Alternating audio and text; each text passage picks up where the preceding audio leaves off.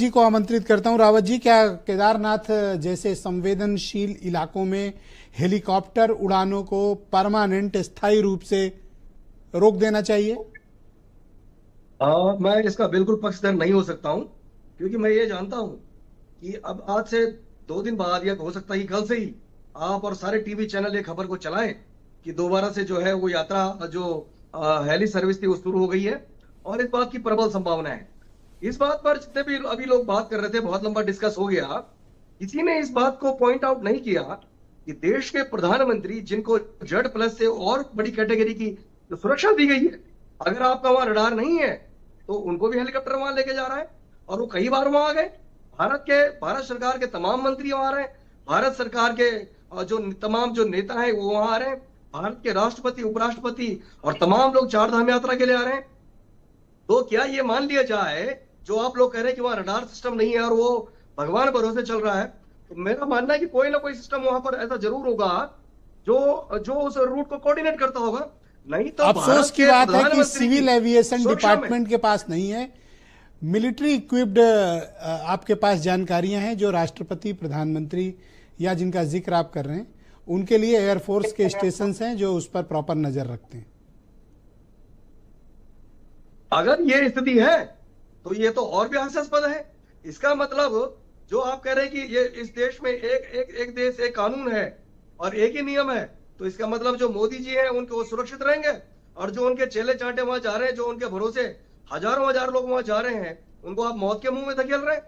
अगर एक देश में आज आजादी के 78 साल बाद भी 2 प्रकार के नियम हैं, तो ये निश्चित रूप से सरकार के लिए बेहद सोचनीय विषय है। ऑलराइट, और मेरा शुक्रिया मानना रावत है साहब। कि थोड़ा सा वक्त पर और हैरान हूं कि हजारों लोगों की जिंदगी को दांव में लगाकर बिना कोई नियम बनाए, बिना राडार, बिना एटीसी, बिना नेविगेशन सिस्टम, मतलब ये कोई मजाक चल रहा है? कोई टेम्पो और बस है हेलीकॉप्टर? दरअसल मुझे नहीं मालूम, इससे पहले आपकी डिबेट का पार्ट क्या था, मैं थोड़ा लेट से ज्वाइन करा हूं। जी। आज अखबारों में खबर छपी है, कल से वो चल रही है। उसमें ये बताया जा रहा है कि जो पायलट जिनको जो कल दुर्घटना में मारे गए हैं, उनका कोई लास्ट मैसेज था अपने पिताजी के लिए कि मैं लेफ्ट टर्न ले रहा हूं। इस पर लोगों का ध्यान नहीं जा रहा है। और अगर वो लेफ्ट टर्न ले रहा हूं कहने के बाद वो क्रैश हुआ है, तो इस बात पर भी ये भी जांच का विषय होना चाहिए कि क्या पायलट के हाथ में फोन था।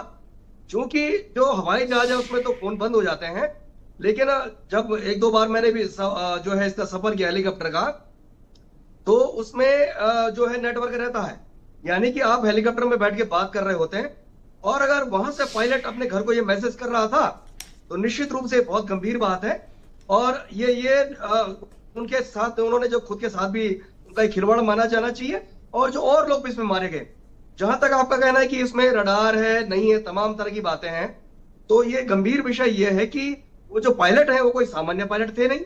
वो आर्मी से रिटायर हुए हैं। उनके बारे में बताया जाता है कि उन्होंने उससे पहले बहुत सारी उड़ानें ऐसे दुर्गम क्षेत्रों में और सेना के कठिन ऑपरेशंस में की हैं।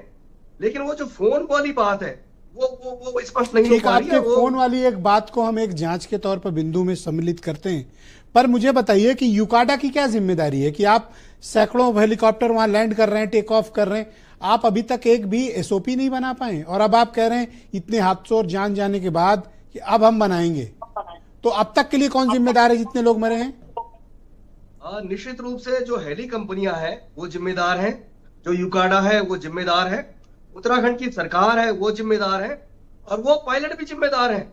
उनको भी अपनी जान के साथ साथ उन लोगों की जान की रक्षा करने की जिम्मेदारी है जिन लोगों को लेकर जा रहे हैं। और जब आपका टाइम फिक्स था कि आप 6 बजे से पहले फ्लाइट नहीं कर सकते हैं, और 5:30 बजे एक्सीडेंट हो गया, तो निश्चित रूप से बहुत बड़ी लापरवाही है। बहुत बड़ी बात और ये लापरवाही सिर्फ रुपए कमाने की अगर है, तो निश्चित रूप से उन हेली कंपनियों के ऊपर। रावत जी, क्या आप ऐसा मानते हैं कि इन पायलट्स पर, इन लालची कंपनियों का बहुत अत्यधिक दबाव रहता है, जिसके कारण उनको खराब मौसम में भी उड़ान भरना पड़ता है? खराब मौसम की जहां तक बात है कि 2 अलग अलग वीडियो आज दिखाई दिए हैं।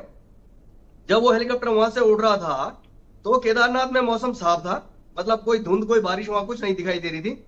और मुझे सबसे बड़ी आशंका उसी बात की है, जो जो जो पायलट का जो मैसेज था कि मैं लेफ्ट टर्न कर रहा हूं, मुझे उस मैसेज में बहुत बड़ी पीड़ा है और जी। उसकी निश्चित रूप से जांच होनी चाहिए कि क्या पायलट के हाथ में फोन था। ये बहुत गंभीर बात है। और जो भी अच्छा, लोग जिम्मेदार हैं उत्तराखंड के इसके, लोगों को ये बात पता है कि कोई राडार नहीं, कोई एटीसी नहीं, कोई नेविगेशन सिस्टम नहीं है और फिर भी उड़ानें चल रही हैं?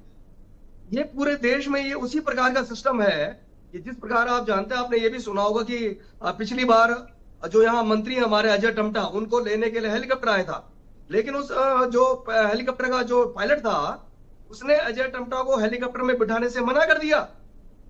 इसका मतलब वो इस बात को अच्छी तरह से जानता था पायलट कि ये भारत सरकार के मंत्री हैं, इनको सिर्फ और सिर्फ डबल इंजन वाले हेलीकॉप्टर में ही बिठाना है। जी। ये बात उसको मालूम थी। लेकिन अब जब आम जनमानस जो हजारों रुपए किराया दे के आ रहा है, पूरे देश दुनिया से जो है बाबा केदार के दर्शन के लिए आ रहा है, 4 धाम के दर्शन के लिए आ रहा है, वहां अगर मानवों को लेकर आप इस प्रकार की हीला हवाली करेंगे, लापरवाही करेंगे, थैंक यू सर। जान से खेलने का